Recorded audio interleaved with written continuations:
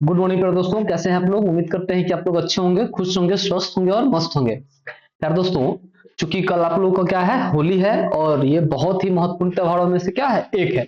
और चूंकि ये रंग गुलाल का ही त्योहार है दोस्तों, इसलिए हम लोग क्या किए हैं, आज जो हमारा थंबनेल है, हम लोग क्या हो गया है, पूरा यूट्यूब क्या है, एकदम रंगीन हो गया है ना।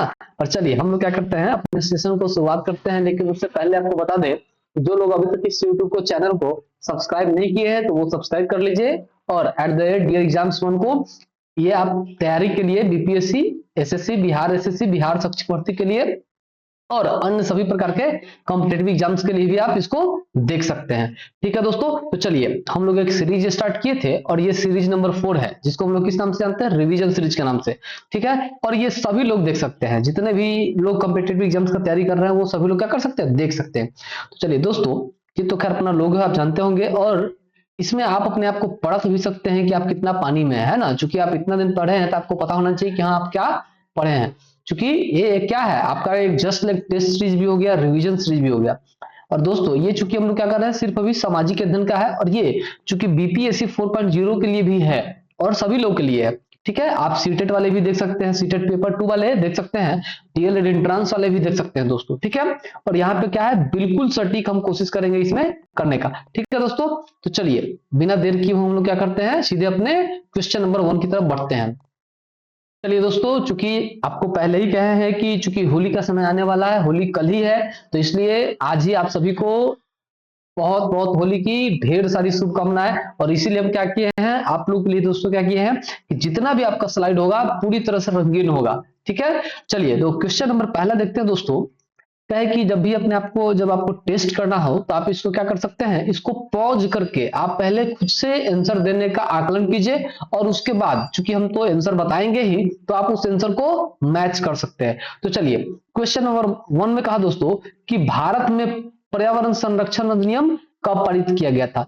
जो इन्वायरमेंट प्रोटेक्शन एक्ट है दोस्तों, वो कब पारित किया गया था। तो प्यारे दोस्तों, वो जो पारित किया गया था वो किया गया था 1986 के समय में किया गया था। तो ऑप्शन नंबर सी आपका हो जाएगा। ठीक है, क्योंकि 1980 इसमें ऑप्शन दिया है, 82 दिया है और 1989 दिया है। और दोस्तों आपको ये चीज ध्यान रखना है, क्योंकि ऑप्शन आंसर के बिल्कुल ही क्या देता है, करीब देता है, ताकि आप इस चीज को क्या करें, कंफ्यूज होते रहें। और जब तक आप इसमें कंफर्म नहीं रहिएगा, पूरा कॉन्फिडेंस आपके अंदर नहीं रहेगा, तो आप क्या करेंगे, गलत आंसर भी टिक कर सकते हैं। क्योंकि 4 ऑप्शन रहता है और चारों ही क्या रहता है, बिल्कुल खूबसूरत रहता है। इसलिए ध्यान रखिए, ऑप्शन नंबर सी आपका बिल्कुल करेक्ट है। चलिए क्वेश्चन नंबर 2 देखते हैं दोस्तों। कहा कि निम्नलिखित में से कौन एक कृत्रिम परितंत्र है। और ऑप्शन कहा दोस्तों कि वन है पहला, समुद्र है, झील है, बगीचा है।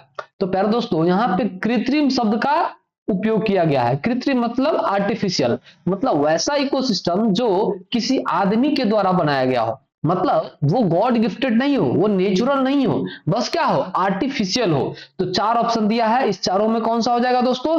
तो चारों में आपका देखिए, वन क्या है, वन क्या है, कृत्रिम ही है दोस्तों। तो ये आपका नहीं होगा, सॉरी, वन क्या है आपका, ये नेचुरल है, कृत्रिम नहीं है। समुद्र भी क्या है आपका, नेचुरल है, ये भी कृत्रिम नहीं है। झील भी आपका क्या है, नेचुरल है। लेकिन दोस्तों बगीचा आप खुद से लगा सकते हैं, कोई व्यक्ति लगाता है, इसलिए ऑप्शन नंबर डी क्या हो जाएगा आपका, बगीचा। चलिए क्वेश्चन नंबर 3 देखते हैं दोस्तों। कहा कि निम्नलिखित में से कौन, चलिए एक मिनट, कहा दोस्तों कि निम्नलिखित में से कौन सर्वाधिक ग्रीन हाउस इफेक्ट करती है। अब कहा इसमें जो सबसे ज्यादा जो ग्रीन हाउस इफेक्ट करता है दोस्तों, वो कौन सा है। पहला ऑप्शन ये कहा कि जलवाष्प, CO2, मीथेन और ओजोन।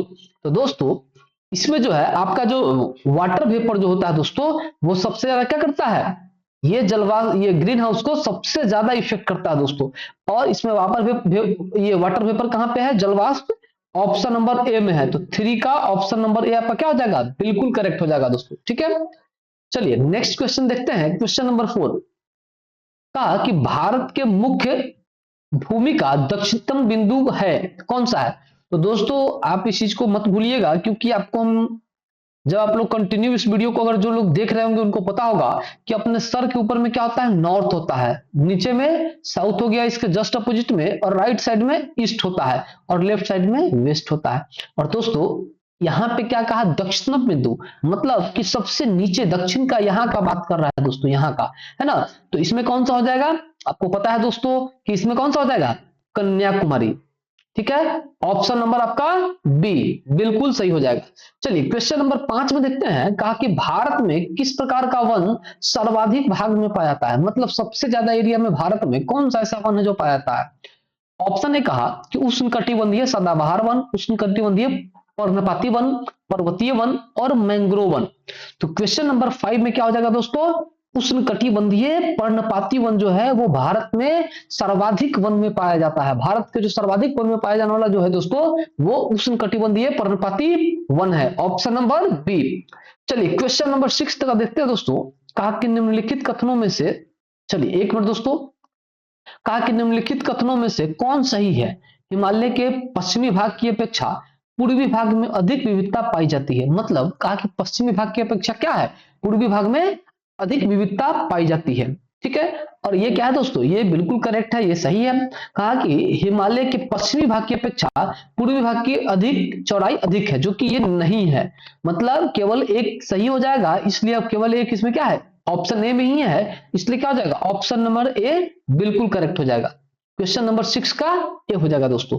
ठीक है, चलिए क्वेश्चन नंबर 7 देखते हैं। क्वेश्चन नंबर 7 कहता है कि अरब सागर में गिरने वाली भारत की सबसे बड़ी प्रायद्वीपीय नदी कौन है। ठीक है, ऑप्शन ए कहा गोदावरी है, ताप्ती है, नर्मदा है और साबरमती है। एक तो दोस्तों कि इसमें आप देख लीजिए कि 4 नदी है और चारों ही क्या है, आपको थोड़ा सा कंफ्यूजिंग है, लेकिन जब आपको थोड़ा सा भी याद होगा दोस्तों कि अरब सागर में गिरने वाली भारत की जो सबसे प्रायद्वीपीय नदी, तो दोस्तों आपका ऑप्शन कौन सा हो जाएगा, तो वो कौन सा है, नर्मदा नदी है, ऑप्शन नंबर सी हो जाएगा दोस्तों। ठीक है, चलिए क्वेश्चन नंबर 8 हम लोग देखते हैं दोस्तों। 8 में कहा कि चाय की, चलिए चाय की खेती के लिए निम्न में से कौन सा मिट्टी सबसे उपयुक्त है, अम्लीय, जलोढ़, क्षारीय और रेगुर। तो सबसे जो उपयुक्त मिट्टी है वो चाय के लिए वो कौन सा हो जाएगा, तो दोस्तों अगर चाय में क्या होगा, थोड़ा सा अगर एसिडिक होगा दोस्तों, तो वो क्या होगा, सबसे उपयुक्त होगा, और इसके अकॉर्डिंग आपका कौन सा हो जाएगा, ऑप्शन नंबर ए हो जाएगा। चलिए क्वेश्चन नंबर 9 देखते हैं। क्वेश्चन नंबर 9 कहता है कि मानसून निवर्तन होता है, मतलब रिट्रेट्स होता है, किससे, पश्चिमी तट से पूर्वी तट, फिर कहा है उत्तर से दक्षिण, उत्तर पूर्व भारत से पश्चिम तट, और उत्तर पश्चिम भारत से उत्तर पश्चिम भारत से बंगाल की खाड़ी।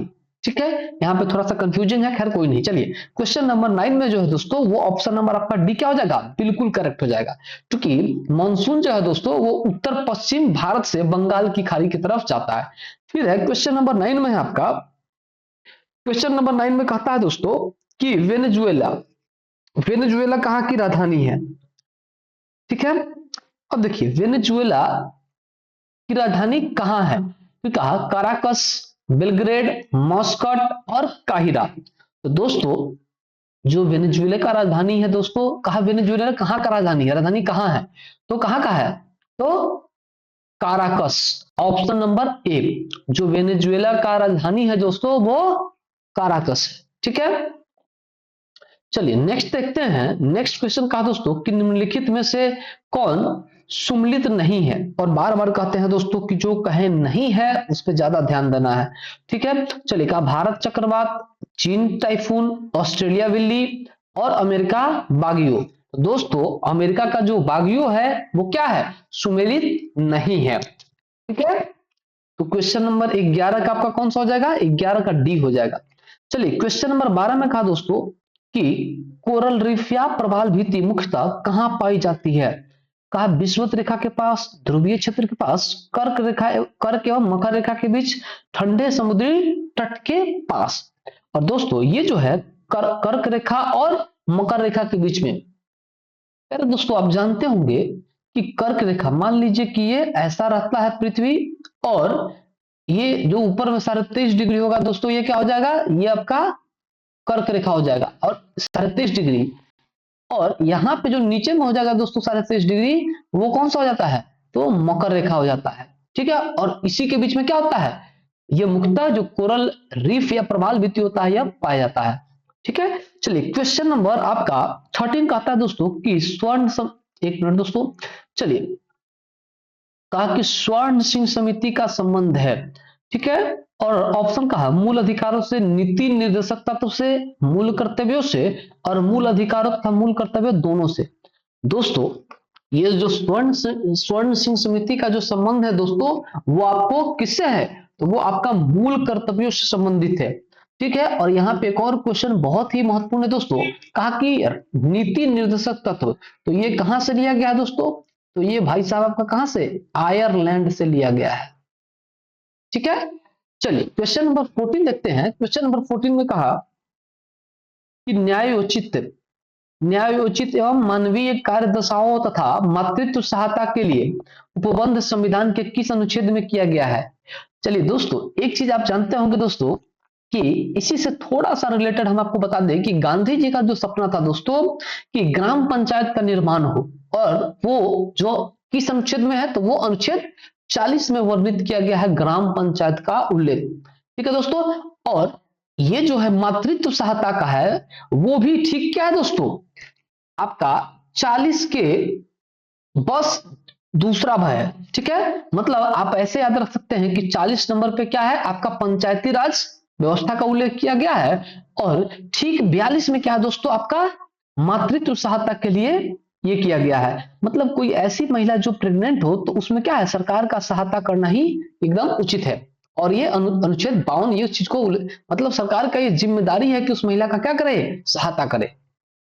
दोस्तों कि भारत के नियंत्रक एवं महालेखा परीक्षक के संबंध में निम्न कथनों पर विचार कीजिए। कहा कि इसके कार्यकाल 6 वर्ष या 62 वर्ष पहले जो पूरा हो जाए आयु तक होता है। ठीक है, क्वेश्चन नंबर 15 फिर कहा दोस्तों, तो ये भी बिल्कुल सही है। फिर कहा कि यह राष्ट्रपति के प्रसाद पर्यंत अपने पद पर बना रहता है, ये भी सही है। फिर कहा कि इसके वेतन अन्य सेवा शर्तें राष्ट्रपति द्वारा निर्धारित होती है, ये भी सही है। मतलब दोस्तों 1 और 2 3 तीनों सही है। मतलब दोस्तों इसमें से उपयुक्त तीनों ही सही हो जाएगा, और इस अनुसार आपका ऑप्शन नंबर डी क्या हो जाएगा, बिल्कुल करेक्ट हो जाएगा दोस्तों। चलिए क्वेश्चन नंबर 16 का देखते हैं दोस्तों। कहा कि राज्यों में मुख्यमंत्री समेत मंत्रियों की अधिकतम संख्या विधानसभा की कुल सदस्यों की संख्या के कितने प्रतिशत से अधिक नहीं होनी चाहिए। और दोस्तों आप भी जानते हैं इसका आंसर कि चूंकि राज्यों में मुख्यमंत्री समेत मंत्रियों की जो अधिकतम संख्या है दोस्तों, वो विधानसभा के कुल सदस्यों से दोस्तों वो 15% से अधिक नहीं होना चाहिए। ठीक है, और ऑप्शन नंबर आपका सी। चलिए क्वेश्चन नंबर 17 देखते हैं। कहा कि रिट जारी करना उच्चतम न्यायालय के किस क्षेत्राधिकार में आता है। मूल क्षेत्राधिकार, न्यायाधीश क्षेत्राधिकार, अपीलीय क्षेत्राधिकार और सलाहकार क्षेत्राधिकार। क्वेश्चन नंबर 17 में है दोस्तों, तो ये कौन सा है, तो न्यायिक क्षेत्राधिकार के अंतर्गत आता है। ऑप्शन नंबर आपका बी। चलिए क्वेश्चन नंबर हम 18 देखते हैं। कहा कि दल बदल अधिनियम, और ये जो उल्लेख किया गया दोस्तों दल बदल अधिनियम, ये जो संबंधित संशोधन कब पारित किया गया है। और दोस्तों अब देखिए ऑप्शन आपका दे देता है, ऑप्शन ए 1964, 1985, 1984 और 1989। और दोस्तों दल बदल अधिनियम जो था दोस्तों, वो आपका 1985 में इसको क्या किया गया है, निषेध किया गया है। मतलब आप इस दल में जीत के किसी और दल में नहीं जा सकते हैं। ठीक है, बिना कुछ टर्म्स एंड कंडीशन को फुलफिल किए हुए। ठीक है, और ये ऑप्शन नंबर कौन सा हो जाएगा, तो ऑप्शन नंबर बी 1985 हो जाएगा। चलिए क्वेश्चन नंबर 19 है कि सर्वप्रथम प्रत्यक्ष चुनाव का प्रावधान निम्नलिखित में से किस अधिनियम द्वारा किया गया। भारत परिषद अधिनियम 1992, भारत परिषद अधिनियम 1909 और भारत शासन अधिनियम 1919 और भारत शासन अधिनियम 1935। ठीक है, और क्वेश्चन नंबर 19 का जो है दोस्तों, ये सबसे पहले कब किया गया था, तो भारत शासन अधिनियम 1919 में किया गया था। ऑप्शन नंबर आपका सी। चलिए क्वेश्चन नंबर 20 है दोस्तों कि प्रधानमंत्री का राष्ट्रपति को सूचनाएं प्रदान करने संबंधी कर्तव्यों का उल्लेख है। अनुच्छेद 74, अनुच्छेद 75, अनुच्छेद 77 और अनुच्छेद 78। ठीक है दोस्तों, तो अनुच्छेद 78 में क्या है, प्रधानमंत्री का राष्ट्रपति को सूचनाएं प्रदान करने संबंधी कर्तव्यों का उल्लेख किया गया है, और ये ऑप्शन नंबर डी क्या हो जाएगा, आपका बिल्कुल करेक्ट हो जाएगा। चलिए क्वेश्चन नंबर 21 देखते हैं दोस्तों। क्वेश्चन नंबर 21 में कहता है कि निम्नलिखित में से कौन सा देश प्रातःकाल शांति की भूमि लैंड ऑफ द मॉर्निंग काम के नाम से जाना जाता है। कहा जापान, दक्षिण कोरिया, चीन, थाईलैंड। और दोस्तों ये क्वेश्चन बीपीएससी संयुक्त परीक्षा में भी पूछा गया है। ठीक है, क्योंकि जो लैंड ऑफ द मॉर्निंग काम या प्रातःकाल का भूमि कहा जाता है दोस्तों, वो कहा जाता है आपका दक्षिण कोरिया को कहा जाता है। ऑप्शन नंबर आपका बी दक्षिण कोरिया को। ठीक है, चलिए क्वेश्चन नंबर 22 देखते हैं, 22 देखते हैं। कहा कि विश्व जल संरक्षण दिवस मनाया जाता है 28 फरवरी को, 22 मार्च को, 5 जून को और 11 जुलाई को। प्यारे दोस्तों, विश्व जल संरक्षण दिवस आपको पता होगा, और ये दोस्तों आपका चूंकि 22 क्वेश्चन नंबर भी है और 22 मार्च को भी मनाया जाता है। ऑप्शन नंबर आपका बी हो जाएगा दोस्तों। ठीक है, चलिए क्वेश्चन नंबर 23 देखते हैं। कहा कि स्वदेशी और कहा दोस्तों कि स्वदेशी और बहिष्कार आंदोलन का अनुमोदन कांग्रेस के किस अधिवेशन में हुआ? तो पहला ऑप्शन दिया दोस्तों कि कलकत्ता अधिवेशन 1906, सूरत अधिवेशन 1907, बनारस अधिवेशन 1905 और मद्रास अधिवेशन 1908। तो दोस्तों ये जो किया गया था, आपको याद होगा कि बंगाल विभाजन भी 1905 में हुआ था कर्जन के समय में, और ठीक उसी समय स्वदेशी आंदोलन और बहिष्कार आंदोलन भी किया गया था। और यह जो किया गया था दोस्तों, यह उस समय बनारस में अधिवेशन चल रहा था कांग्रेस का, और इसीलिए ये ऑप्शन नंबर सी हो जाएगा। और उसमें जो अध्यक्षता कर रहे थे वो रास बिहारी बोस जी थे। Option number C. चलिए क्वेश्चन नंबर 24 देखते हैं दोस्तों। कहा कि कांग्रेस की कार्यकारी समिति में भारत विभाजन का प्रस्ताव कब पारित किया गया? दोस्तों पूरे भारत का बात कर रहा है, मतलब भारत के विभाजन का कांग्रेस के कार्य समिति में कब प्रस्ताव पारित कर दिया गया? और ऑप्शन ए दिया दोस्तों 3 जून 1947, 14 जून 1947, 19 जुलाई 1947 और 14 अगस्त 1947।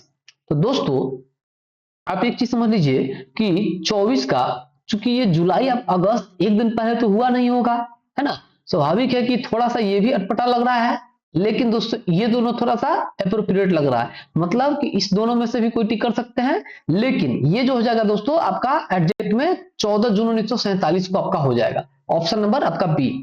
चलिए कहा दोस्तों कि संविधान सभा का प्रथम बैठक का आयोजन किस गवर्नर जनरल के द्वारा किया गया?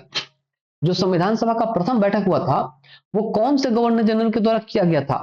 ऑप्शन कहा कि माउंटबेटन, वेवेल, सी राजगोपालाचारी और इनमें से कोई नहीं। ठीक है, तो क्वेश्चन नंबर 25 में दोस्तों जो संविधान सभा का बैठक हुआ था दोस्तों, ये वेवेल के शासनकाल में हुआ था। ऑप्शन नंबर आपका बी हो जाएगा।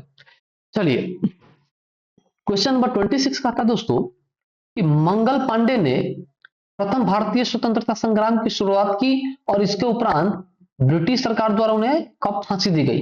मंगल पांडे को कब फांसी दी गई? तो दोस्तों प्रथम भारतीय स्वतंत्रता संग्राम जो है वो 1857 की क्रांति को ही कहा जाता है। ठीक है, और उसी में क्या हो गया था, मंगल पांडे को फांसी की सजा सुना दी गई थी। ठीक है, तो क्वेश्चन नंबर 26 में देखते हैं।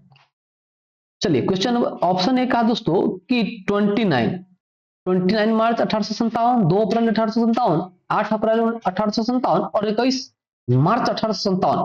तो प्यारे दोस्तों ये जो है आपका 8 मार्च 1857 के दिन ही क्या किया गया था, मंगल पांडे जी को फांसी का सजा दे दिया गया था। Option number C. फिर दोस्तों कि बहावी आंदोलन का प्रमुख क्षेत्र नहीं रहा है, मतलब दोस्तों इसमें से फिर बार बार कह रहे हैं, जब क्या है कि नहीं रहा है तो आपको क्या करना है, ज्यादा ध्यान देना है। ठीक है, ऑप्शन ए कहा बंगाल, संयुक्त प्रांत, असम और इनमें से कोई नहीं। चलिए दोस्तों आप लोग के लिए हम 10 सेकंड का टाइम दे रहे हैं, बताइए। चलिए अब हम लोग देखते हैं दोस्तों बहावी आंदोलन का जो प्रमुख क्षेत्र नहीं रहा है, मतलब अगर हम लोग ये जान लेते हैं दोस्तों कि कौन कौन रहा है तो आपको इसमें से पता एलिमिनेशन मेथड से छांट सकते हैं।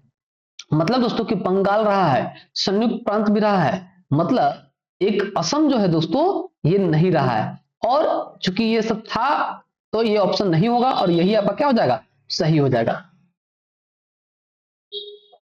चलिए क्वेश्चन नंबर 28 देखते हैं। कहा कि पुस्तक एरिया ऑफ डार्कनेस के लेखक हैं वी.एस. नायपाल, फिर है थियोडोर मॉरिसन, आरसी दत्त और एम जी रनाडे। ठीक है दोस्तों, चलिए तो क्वेश्चन नंबर 28 में है आपका वी.एस. नायपाल जो थे दोस्तों वो एरिया ऑफ डार्कनेस के लेखक थे। चलिए ये बड़ा इंपॉर्टेंट है दोस्तों। कहा कि सूची 1 सूची 2 से सम्मिलित करें, मिलाइए, मतलब सूची 1 ये दे दिया, सूची 2 ये दे दिया। और दोस्तों हम बार बार कहते हैं कि अगर इसमें 2 ऑप्शन भी आप जानते हैं तो आप इस चीज को क्या कर सकते हैं, टिक कर सकते हैं, लेकिन उसके लिए क्या होना चाहिए दोस्तों, आपको पता होना चाहिए। ठीक है, तो चलिए दोस्तों अब हम लोग देखते हैं अब आपको अगर पता है दोस्तों, चूंकि हमको पता है कि पूना का जो संधि हुआ था वो 1817 में हुआ था दोस्तों, ठीक है। तो 1817 हो गया दोस्तों, ठीक है। और दोस्तों चूंकि हमको ये भी पता है कि पुरंदर का जो संधि हुआ था वो 1765 में 1665 में हुआ था, तो ये दोनों सही हुआ। अब देखिए दोस्तों कि बी का 3 और सी का 1, तो बी का 3 देखिए कहां पे है, तो बी का 3 दोनों ही है, लेकिन सी का 1, तो बी का 3 दोनों है और सी का 1 ये है। मतलब दोस्तों आपका लगभग आंसर तय है कि यही होगा, लेकिन चलिए आगे देखते हैं। अब दोस्तों कहा कि देवगांव का संधि, तो देवगांव का संधि जो हुआ था दोस्तों वो 1803 में हुआ था। इसका मतलब सूरत का जो संधि होगा दोस्तों वो ऑप्शन नंबर 4 में हो जाएगा, और इस अनुसार आपका कौन सा हो जाएगा, ऑप्शन नंबर सी बिल्कुल करेक्ट हो जाएगा दोस्तों। 29 का आपका सी हो जाएगा। चलिए क्वेश्चन नंबर 30 है, कहा कि निम्नलिखित में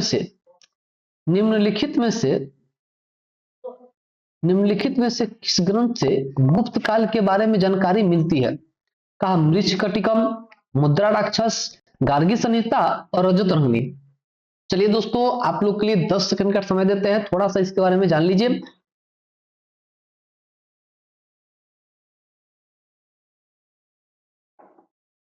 चलिए क्वेश्चन नंबर 30 का जो हो जाएगा दोस्तों ये आपका मृच्छकटिकम हो जाएगा, ऑप्शन नंबर आपका ए हो जाएगा।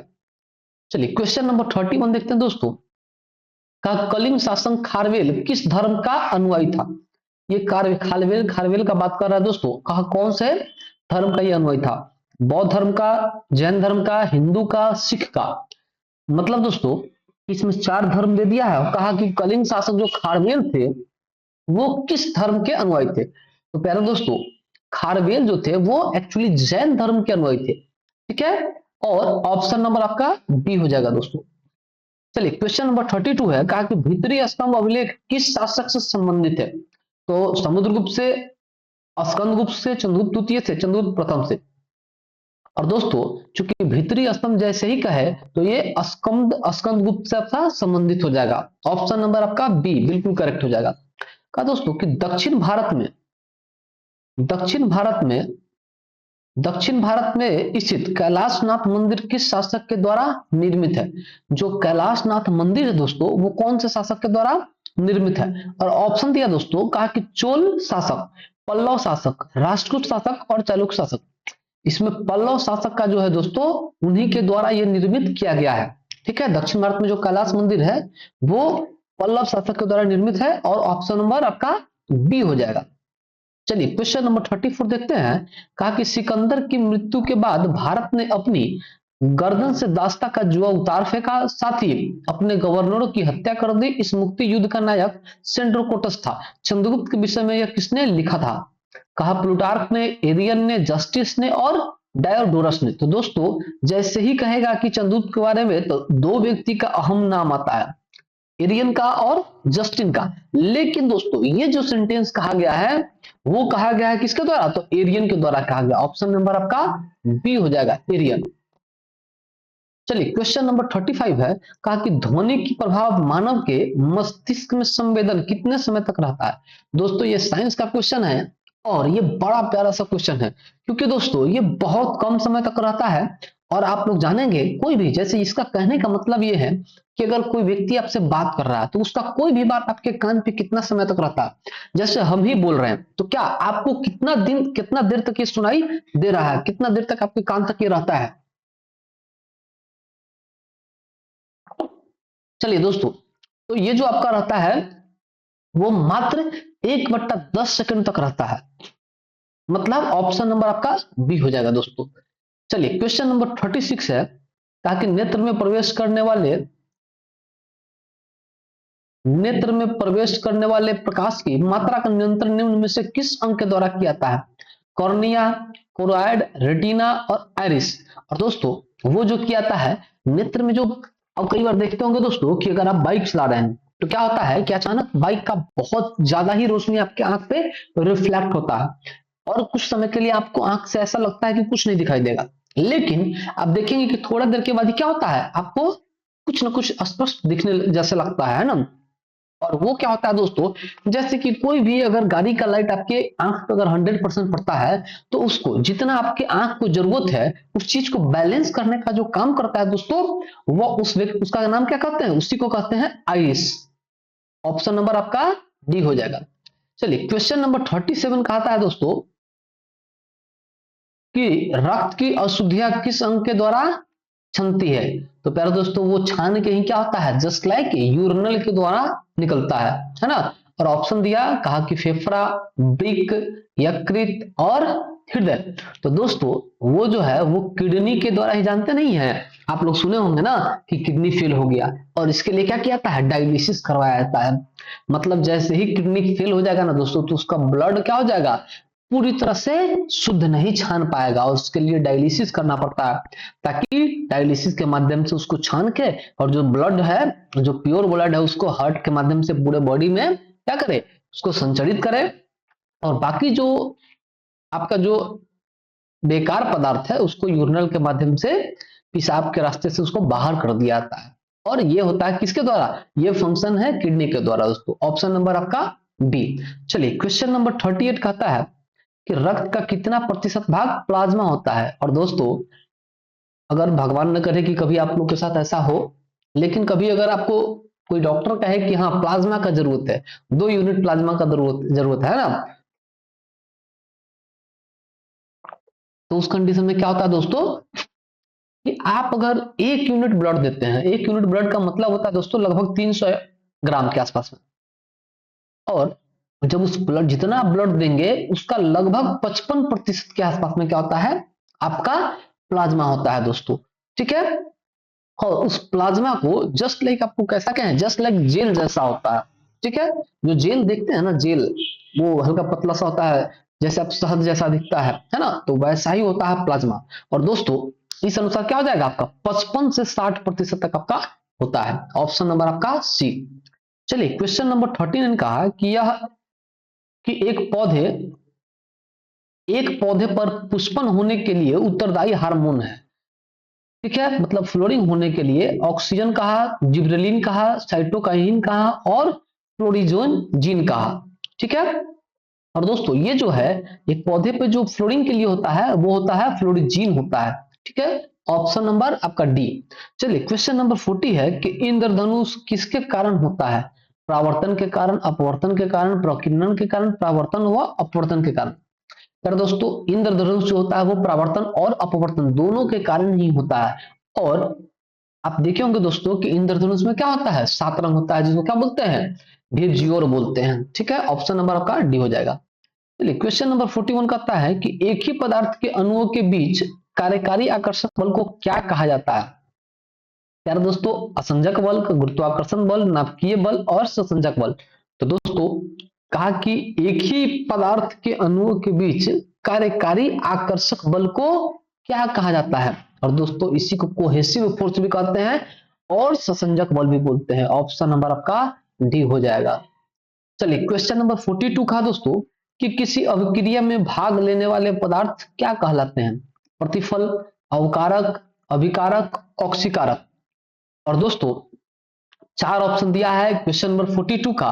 और दोस्तों आप जानते होंगे कि 42 का जो है, यह जो अभिक्रिया में भाग लेने वाला जो होता है दोस्तों, ठीक है, उस पदार्थ को जो कहते हैं आपका क्या बोलते हैं, तो अभिकारक बोलते हैं, रिएक्टेंट बोलते हैं, है ना। ऑप्शन नंबर आपका सी हो जाएगा। चलिए क्वेश्चन नंबर 43 कहता है दोस्तों कि क्षारक को जल में घुलने पर क्या मुक्त होता है। ठीक है, मतलब कि बेस को अगर डिजोल्व करते हैं पानी में तो क्या मुक्त होता है, OH माइनस, फिर क्या है H+ आयन, दोनों आयन, कोई आयन नहीं। ठीक है, अब जो लोग केमिस्ट्री के होंगे दोस्तों या जानते होंगे आयन रिडक्शन ऑक्सीडेशन के बारे में, उनको ये चीज पता होगा, लेकिन खैर कोई नहीं दोस्तों, ये कुछ ही सवाल इसमें से आता है और आप इसको क्या कर सकते हैं, थोड़ा सा इसको देख लीजिएगा, ध्यान रखिएगा। 1-2 क्वेश्चन ही है जो ऐसा पूछा जाता है, कई बार पूछ देता है कि NH+ NH और Cl, NaCl में क्या होता है, तो Na+Cl- होता है। ठीक है, तो इसी तरह का ये क्वेश्चन है दोस्तों। और ये जो है आपका OH आयन आता है। ठीक है, ऑप्शन नंबर आपका क्या हो जाएगा, ए हो जाएगा 43 का। 44 कहा दोस्तों कि नींबू का pH मान होता है। और दोस्तों आप जानते होंगे कि नींबू क्या है, चूंकि आपका ये खट्टा पदार्थ होता है ना, अम्लीय होता है। और ऑप्शन कहा कि 1.5, 2.2, 7.4 और 1। तो दोस्तों आप ये जान लीजिए कि पीएच स्केल से ये निर्धारण होता है। थोड़ा सा क्या टेढ़ा हो गया, चलिए यहां ले लेते हैं। और मान लीजिए दोस्तों कि अगर ये 0 है तो ये 7 है, तो इससे इधर जो होगा दोस्तों वो क्या हो जाएगा, अम्लीय हो जाएगा। और इससे इधर जो हो जाएगा वो क्या हो जाएगा, क्षारीय हो जाएगा दोस्तों। ठीक है, तो इससे इधर अम्लीय और इससे इधर क्षारीय हो जाएगा। ठीक है, तो चलिए अब नेक्स्ट देखते हैं दोस्तों। नेक्स्ट कहा तो इसमें क्या हो जाएगा, पहले इसको देख लेते हैं। ये कहा नींबू का, तो ये तो आपका क्षारीय तो होगा नहीं, तो इसलिए क्या हो जाएगा 44 का सी गलत हो जाएगा। ठीक है, अब बचा आपका क्या दोस्तों, तो 3 ऑप्शन बचता है। और दोस्तों आपका ये बहुत ही क्षारीय हो जाता है, तो ये भी नहीं है, 1 भी नहीं होगा, और 2 आपका इसका क्या हो जाएगा, करेक्ट आंसर हो जाएगा 44 का बी। चलिए क्वेश्चन नंबर 45 कहता है दोस्तों कि बादल और वायुमंडल का तैरना किस कारण होता है, ताप का कारण, दाब का कारण, समुद्र से दूरी का कारण, श्यानता के कारण। और दोस्तों देखिए बादल का जो वायुमंडल का तैरना, बादल और वायुमंडल का जो तैरना होता है वो कारण होता है श्यानता का, विस्कोसिटी का। ठीक है, ऑप्शन नंबर आपका डी हो जाएगा दोस्तों। ठीक है, चलिए अब है दोस्तों कहा कि छाया में पनपने वाले पौधे को क्या कहते हैं, जो मतलब जिसको क्या चाहिए, एकदम धूप नहीं मिलना है, एकदम छाया में वो पनप जाता है। कहा हेलोफाइट, सियोफाइट, लिथोफाइट और पॉस्मो पॉस्मोफाइट। ठीक है, कौन सा हो जाएगा दोस्तों, तो प्यारे दोस्तों ये जो हो जाएगा आपको आपका सियोफाइट हो जाएगा, ऑप्शन नंबर आपका बी हो जाएगा। चलिए क्वेश्चन नंबर 47 कहता है कि मैनरहीन अंतरराष्ट्रीय सीमा रेखा किन 2 देशों के बीच है।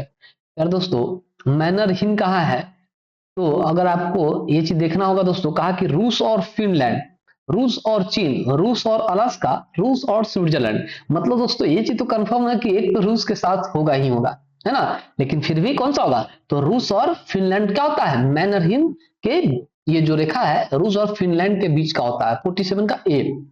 चलिए अब दोस्तों कहा कि जैव विविधता दिवस निम्नलिखित में से किस दिन मनाया जाता है, जैव विविधता दिवस। ठीक है, बायोडाइवर्सिटी डे कहा दोस्तों। ठीक है, अब कहा दोस्तों 5 मई को, 17 मई को, 22 मई को और 25 मई को। तो दोस्तों बायोडाइवर्सिटी जो मनाया जाता है वो आपका मनाया जाता है 22 मई को दोस्तों मनाया जाता है, ऑप्शन नंबर आपका सी हो जाएगा। चलिए क्वेश्चन नंबर 49 है, कहा कि राष्ट्रीय खाद्य सुरक्षा मिशन एनएफएमएस की शुरुआत किस वर्ष की गई थी, 2007 में, 2011 में, 2013 में और 2015 में। दोस्तों ये जो किया गया था वो 2007 में किया गया था। ठीक है, चलिए क्वेश्चन नंबर 50 है, कहा कि भारत की मुद्रास्फीति के प्राकलन की सबसे प्रचलित माप है, WPI, IIP, CPI और PPI। तो दोस्तों ये जो है वो CPI हो जाएगा। चलिए प्यारे दोस्तों एक चीज आप लोग को कहना चाहेंगे कि बहुत सारे टीचर कहते हैं कि अभी पढ़ लीजिए, होली पैसा कमाने लगेगा, जॉब हो जाएगा तो सब दिन होली है। ऐसा कुछ नहीं है, वो बात सही है, लेकिन ये होली आपका मिस हो जाएगा। ये जो आप फेस्टिवल मना रहे हैं ऐसा नहीं है कि सिर्फ जॉब के लिए ही आप पैदा हुए हैं, ऐसा कुछ नहीं है। ठीक है, तो आप अपने फैमिली से मिलिए, फैमिली से मिलने से क्या होगा, आपको एक मोटिवेशन आएगा दोस्तों। ठीक है, जो लोग अभी भी पटना में है, दिल्ली में है, तो प्यारे दोस्तों आप जानते होंगे कि आप वहां रह के क्या करते हैं, दिन भर इस टाइम को वेस्ट कर देते हैं, कुछ नहीं करते हैं, 2-3 दिन आपका ऐसे ही चला जाता है। ठीक है, लेकिन घर पे आप आएंगे तो आपको एक मोटिवेशन मिलेगा। ठीक है, फैमिली से मिलेंगे तो बहुत सारा सीखने को भी मिलता है। लेकिन बहुत सारे टीचर क्या कहते हैं, कर देते हैं कि नहीं घर जाओगे तो क्या होगा, एक दिन तुम्हारा वेस्ट हो जाएगा, पैसा कमा लो तो एक दिन में कुछ नहीं हो जाता है भाई साहब। ठीक है, इसलिए ऐसा कुछ मत सोचे, आप सिर्फ जॉब के लिए भी पैदा नहीं लिए, इसलिए ध्यान रखिए। और दोस्तों चूंकि आपका क्या है, होली है, तो होली के लिए क्या है, आप सभी को बहुत बहुत शुभकामनाएं दोस्तों। ठीक है, और दोस्तों उम्मीद करते हैं कि ये सेशन आपको बहुत अच्छा लगा होगा प्यारे दोस्तों। अगर किसी को कोई दिक्कत हो, कोई परेशानी हो, कोई समस्या हो दोस्तों, तो आप इस नंबर पे कांटेक्ट कर सकते हैं। लेकिन हाँ दोस्तों अगर कोई किसी विशेष परिस्थिति में हो तभी भी। ठीक है, चलिए बाकी आपके पास क्या है दोस्तों, आपके पास ऑप्शन है कि आप इंस्टाग्राम पेज पे भी क्या कर सकते हैं, फॉलो कर सकते हैं। लेकिन दोस्तों टेलीग्राम चैनल तो आप लोग क्या कीजिएगा, जरूर सब्सक्राइब कर लीजिएगा, क्योंकि इस चैनल को ज्वाइन कर लीजिएगा तो आपका सारा जो PDF है वो इसी चैनल पे आपको क्या हो जाएगा, अवेलेबल है। फेसबुक पेज पे भी आप फॉलो कर सकते हैं दोस्तों, और ये आपका चैनल है जिस पे आप देख रहे हैं, आप इसको एकदम सब्सक्राइब कर लीजिए दोस्तों, और बेल आइकन जो है उसको भी दबा लीजिए ताकि आपको समय समय पे नोटिफिकेशन आता रहे। ठीक है दोस्तों। और प्यारे दोस्तों, एक बार फिर से कहेंगे आप सभी को होली का बहुत बहुत शुभकामना। आप लोग पूरा धूमधाम से होली मनाइए। और बहुत सारे लोग कहेंगे पानी बचाना है, ये करना है, वो करना है, कुछ नहीं करना है, ठीक है। पूरा 300 जो 64 दिन है ना, उसमें हम पानी बचा लेंगे। एक दिन खूब पानी खर्च कीजिए, ठीक है, कोई दिक्कत नहीं। ठीक है दोस्तों। और सिर्फ एक दिन हमारे पानी बचाने से कोई फर्क नहीं पड़ेगा, जब तक कि अगर थोड़ा थोड़ा पानी हम लोग नहीं बचाए। और प्यारे दोस्तों, एक और चीज क्या है कि ये लोग वही लोग बोलते हैं जो खुद पानी वेस्ट करते हैं, ठीक है। तो ऐसा कुछ मत सोचिए आप लोग, ठीक है। बस फेस्टिवल मनाइए। हाँ, कोशिश कीजिए कि किसी को बुरा ना लगे, बस सभी लोग खुश रहिए, है ना। ठीक है दोस्तों, तो आज का सेशन हम लोग यहीं पे समाप्त करते हैं। अगर किसी को कोई दिक्कत होगा, कोई परेशानी होगा, तो आप कांटेक्ट कर सकते हैं। बाकी दोस्तों फिर हम लोग मिलेंगे नेक्स्ट सेशन में। तब तक के लिए आप लोग ऐसे ही हंसते रहिए, मुस्कुराते रहिए और अपने तैयारी में लगे रहिए दोस्तों। ठीक है, जय हिंद प्यारे दोस्तों।